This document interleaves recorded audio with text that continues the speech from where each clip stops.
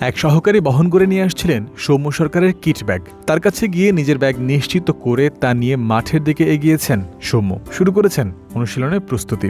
জিএসএলের প্রথম ম্যাচে Guyana Amazon ওয়ারিয়র্সকে হারানোর পর তাদের দ্বিতীয় ম্যাচ হোবার্ট হারিকেন্সের বিপক্ষে ১৩ জুলাই বাংলাদেশ সময় রাত ৮টায় বিগ ব্যাশের দলটির বিপক্ষে মাঠে নামবে বিপিএলের দল রংপুর।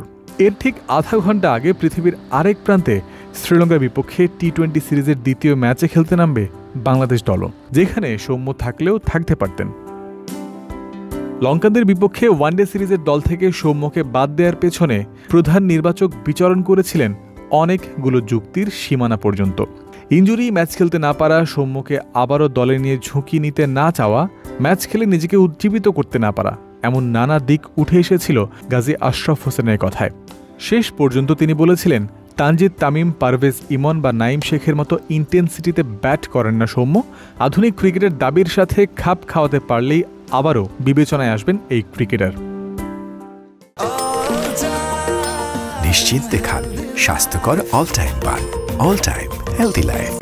ওয়ানডে দলে সৌম্যকে বাদ দেওয়ার ও নাইম শেখকে যুক্ত করার এই যুক্তিই হয়তো নির্বাচকদের উদ্বুদ্ধ করেছে টি-20 দল গোছানোর সময়ও, কারণ সেখানেও শেষ পর্যন্ত নাইমকে যুক্ত করেছিলেন। আর পাকিস্তান সিরিজের পর টানা দ্বিতীয় টি-20 সিরিজ থেকে সৌম্যকে বাইরে রেখেছিলেন গাজী আশরাফ হোসেন ও আব্দুর রাজ্জাকের নির্বাচক প্যানেল।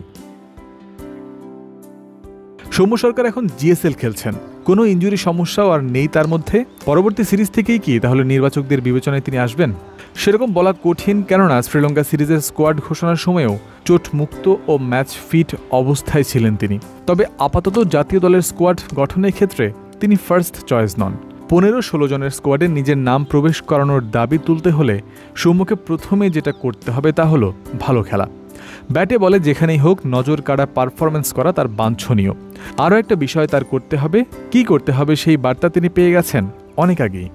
আমার বিশ্বাস যে সাম্প্রতিক ক্রিকেটের যে দাবি তার সঙ্গে তিনি খাপ খাইয়ে নিজেকে প্রস্তুত রাখবেন এবং আমরাও বড় ক্যানভাসে তাকে সার্বিক সহযোগিতা করার জন্য সব কিছু আমরা অফার করব এবং তিনি আমাদের মনে আছেন। বাট তাকে একই ইন্টেন্সিটিতে একইভাবে নিজেকে তার অভিজ্ঞতার আলোকে আরেক স্টেপ এগিয়ে নিয়ে আসতে হবে। জয়ন্ত বিন্দু, ক্রিক ফ্রেন্জি।